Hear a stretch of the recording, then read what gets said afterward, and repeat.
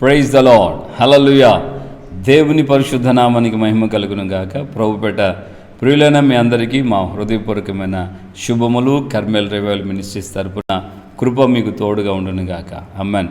ఈ ఉదయకాలం ముందు ఒక చిన్న పాట పాడుకొని దేవుని యొక్క వాక్య భాగాన్ని ధ్యానించుకుందాం. సునాదుని పూజింతుము, స్తుతించుచునాదుని పొగడెదము, స్తుతించుచునాదుని పొగడెదము, స్తుతించెదము. ఆనందం యేసుని సన్నిధి, ఆశీర్వాదం సదా పెరుగుచుండే. ఆనందం యేసుని సన్నిధి, ఆశీర్వాదం సదా పెరుగుచుండే.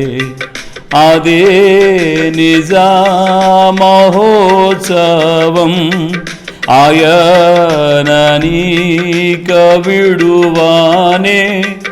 అదే నిజ మహోత్సవం, ఆయననీక విడువానే. యేసునాదుని పూజింతుము, స్తుతించుచునాదుని పొగడెదము, స్తుతించుచునాదుని పూజింతుము, స్తుతించెదము. కరుణతో మమ్ములన్నలంకరించుచును, కఠిన సమయమంద ఆదరించే. కరుణతో మమ్ములన్నలంకరించుచును, కఠిన సమయమందాదరించే. కృపా సత్యములను గ్రహించే, కృతజ్ఞుడన్ నా యేసునకే. కృపా సత్యములను గ్రహించెన్, కృతజ్ఞుడన్ నా యేసునకే. యేసునాదుని పూజింతుము, స్తుతించుచునాదుని పొగడెదము, స్తుతించుచునాదుని పొగడెదము, స్తుతించెదము. ప్రేమను దినం దినం రుచి చూచి జీవింప, పాలించి నడిపించు మెల్లప్పుడు. ప్రేమను దినం రుచి చూచి జీవింప, పాలించి నడిపించు ఎల్లప్పుడు. అనాదియు అంతము నీవే, అనాదులా సొంతము నీవే. అనాదియు అంతము నీవే, అనాదులా సొంతము నీవే. యేసునాదుని పూజింతుము, స్తుతించుచునాదుని పొగడెదము, స్తుతించుచునాదుని పొగడెదము, స్తుతించెదము. యేసునాదుని పూజింతుము, స్తుతించుచునాదుని పొగడెదము, స్తుతించుచునాదుని పొగడెదము, స్తుతించెదము, స్తుతించెదము. హల్లెలూయా. Praise the Lord. క్రీస్తునందు ప్రియులారా, మరి ఈరోజు చిన్న వాక్య భాగాన్ని మనం ధ్యానించుకుందాం. సామెతల గ్రంథం 3వ అధ్యాయము 27వ వచనం ఇలా చెప్తుంది: మేలు చేయుట నీ చేతనైనప్పుడు దాన్ని పొందదగిన వానికి చేయకుండా వెనుతీయకము. దేవునికి మహిమ కలుగును గాక. ప్రియులారా, గమనించాలి. మేలు ఇతరులకి చేయగలిగినటువంటి సమయంలో, చేయగలిగినటువంటి అవకాశం, చేయగలిగిన శక్తి, చేయగలిగినటువంటి పరిస్థితులు మనకున్నప్పుడు ఇతరులకి చేయకుండా, దాన్ని ఎవరైతే పొందగలిగినటువంటి వ్యక్తులు ఉంటారో వారికి మనం చేయకుండా మన చేతిని వెనుక తీయకూడదు. మనం ఎప్పుడైతే మేలు ఇతరులు ఎవరైతే మన ద్వారా ఇతరులు సహాయమును పొందగలరో వారికి మనం సహాయం చేయటం ద్వారా దేవుడు కూడా తన యొక్క నామాన్ని మన ద్వారా మహిమపరుచుకుంటాడు. తద్వారా మనం ఏమైతే చేస్తున్నామో అది దేవుని సన్నిధిలో ఆ ప్రతిఫలముగా మన ఎద్దుకు తిరిగి వస్తుందన్న విషయాన్ని మనం మర్చిపోకూడదు. హల్లెలూయా. సో ప్రియులారా, గమనించాలి, ధనవంతుని గురించి లాజరుని గురించిన విషయంలో యేసయ్య చెప్పిన ఉపమానంలో ధనవంతుడు సమృద్ధిగా కలిగి ఉన్నాడు. ఎంత సమృద్ధిగా ఉన్నాడంటే అంత సమృద్ధి అయినటువంటి స్థితిలో ఆయన ఉన్నాడు. ఆయన ఇంటి వాగిట క్లియర్గా రాయబడింది, ఇంటి వాగిట కురుపులతో బాధపడుతూ తన యొక్క కురుపులను కుక్కలు నాకుతున్న హీన వ్యవస్థ, దీన వ్యవస్థలో చాలా బాధను అనుభవిస్తున్నటువంటి లాజరు విషయంలో ధనవంతుడు ఏమాత్రం సహాయం చేయలేకుండా ఆయన తన జీవితాన్ని కొనసాగించినట్లుగా మనం చూస్తున్నాం. సో మేలు చేయగలిగినటువంటి అవకాశం ధనవంతునికి ఉంది, అవకాశం ఉంది, ఆస్తి ఉంది, కానీ అన్ని విధాలుగా సంపన్నమైన స్థితిలో ఆయన ఉన్నాడు.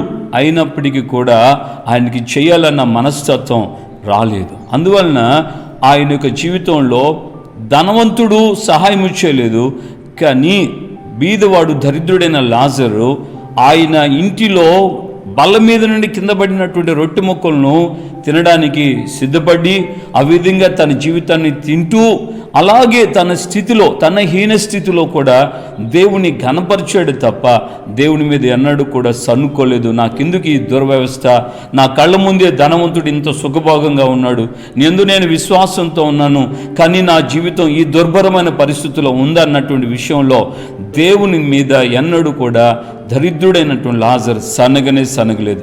ఈరోజున మనము ఒకవేళ ఇబ్బందుల్లో ఉండి, బాధల్లో ఉండి, సహాయము పొందలేని పరిస్థితుల్లో దేవుని వద్ద మనము సన్నుకుంటున్నామా, లేక దేవా నాకు ఉన్నంత వరకు నీకు కృతజ్ఞతాస్తుతులు, నాకు ఈ స్థితికి ఇచ్చావు, ఈ స్థితి కంటే ఎంతో ఇంకా ఇబ్బందుల్లో దారుణంగా జీవితాలను కొనసాగించే వాళ్ళు చాలామంది ఉన్నారని వారిని బట్టి నువ్వు దేవుని స్తుతిస్తున్నావా? ప్రియ సహోదరులారా, ముగింపు మనం గమనిస్తాం.